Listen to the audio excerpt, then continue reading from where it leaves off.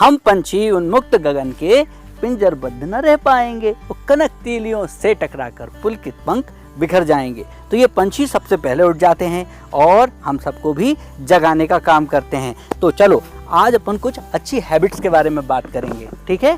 तो अगर हम देखें तो कुछ महत्वपूर्ण आदतें हैं जिनको हमें फॉलो करना है। तो सबसे पहले आप बताओ कौन सी अच्छी आदत है? दिन में 2 बार ब्रश करना चाहिए और खाने से पहले अच्छे से हाथ धोने चाहिए। इससे हमारे हाथों के पूरे जर्म्स मर जाते हैं। वेरी गुड, बिल्कुल सही कहा तुमने। अगर हम हाथ अच्छे से धोते हैं तो कोई बीमारी नहीं फैलती, इसका हमें हमेशा ख्याल रखना है। अच्छा आप बताओ कौन सी ऐसी आदत है जो अच्छी है? हमें हमेशा मुंह पे टिश्यू पेपर रखना चाहिए। जब भी हम खांसते छींकते हो, उससे हमारी बीमारी दूसरों में नहीं फैलेगी। और नाक में तो बिल्कुल उंगली नहीं डालना है, क्योंकि वो एक बैड हैबिट में भी आता है और इससे हमारे हाथों में जर्म्स भी लगते हैं। बिल्कुल ठीक कहा तुमने भाई। इसी तरह हमारे कान भी बहुत महत्वपूर्ण अंग हैं, इनकी भी साफ सफाई जरूरी है। हाँ, लेकिन ध्यान रखना इनमें कोई नुकीली चीज नहीं डालना।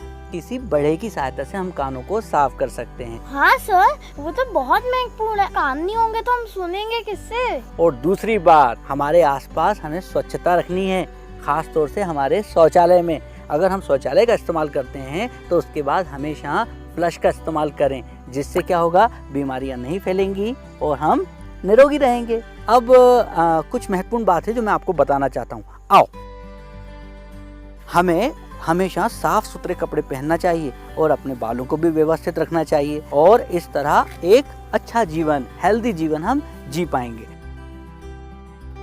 बेटा, मैं आपको गार्डन में क्यों लाया हूँ? अपने आसपास जरा देखो, क्या दिख रहा है? पेड़ पौधे। हाँ, पेड़ पौधे दिख रहे हैं, लेकिन ये पोषक तत्व कहाँ से पाते हैं? मिट्टी से। इसी तरह हम भी अपने भोजन से ही एनर्जी पाते हैं। जब हम कोई काम करते हैं तो हमें ऊर्जा की जरूरत होती है, वो ऊर्जा हमारे भोजन से पूरी होती है। हमारे भोजन को यदि हम 3 सेक्शन में डिवाइड करें तो पहला सेक्शन कौन सा आता है? Energy giving food. अच्छा, अब ये बताओ एनर्जी गिविंग फूड में हम क्या क्या रख सकते हैं? दाल, चावल, गेहूं और चने, ज्वार, बाजरा, मक्का, ये सब हम एनर्जी गिविंग फूड में रख सकते हैं, ठीक है। जिससे ब्रेड, रोटी, पूड़ी और पराठा ये सब बनता है कि नहीं बनता? अच्छा, दूसरे नंबर पे आता है हमारा प्रोटेक्टिव फूड। प्रोटेक्टिव फूड में हम क्या रख सकते हैं? प्रोटेक्टिव फूड में आते हैं हरे पत्तेदार सब्जियां और सभी तरह के फूड। बिल्कुल सही कहा तुमने, जो हमको रोग प्रतिरोधक क्षमता देते हैं, जिससे हम सेहतमंद रहते हैं और बीमार नहीं पड़ते। अच्छा, तीसरा और सबसे महत्वपूर्ण पार्ट हमारे खाने का कौन सा है? Body building food. Body building food में हम 2 तरह से देख सकते हैं, पहला शाकाहारी खाना, दूसरा मांसाहारी खाना। और क्या क्या आता है मांसाहारी खाने में? मीट, अंडा, चिकन और मछली।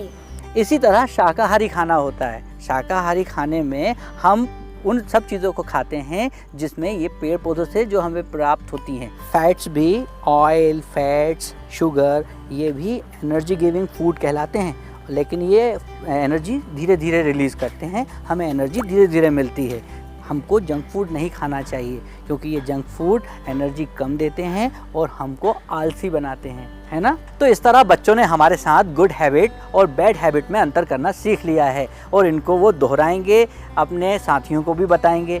तो हम बच्चों से थोड़ा ये जान लें कि गुड ईटिंग हैबिट्स क्या होती हैं। हमें तो आज से 10 गिलास पानी पीना है, और कभी पानी खड़े होके नहीं पीना, क्योंकि उससे पानी अच्छे से डाइजेस्ट नहीं होता है। और कभी भोजन की बर्बादी नहीं करनी है, और हद से ज्यादा भोजन खाना नहीं है। हमेशा एक बैलेंस डाइट लेकर खाना है।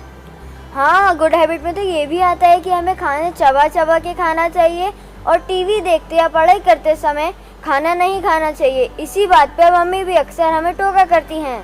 हाँ, तो इस तरह बच्चों ने आज गुड हैबिट और बैड हैबिट में अंतर करना सीख लिया है। अब ये बच्चे इन्हें याद रखेंगे, फॉलो करेंगे और अपने साथियों को भी बताएंगे।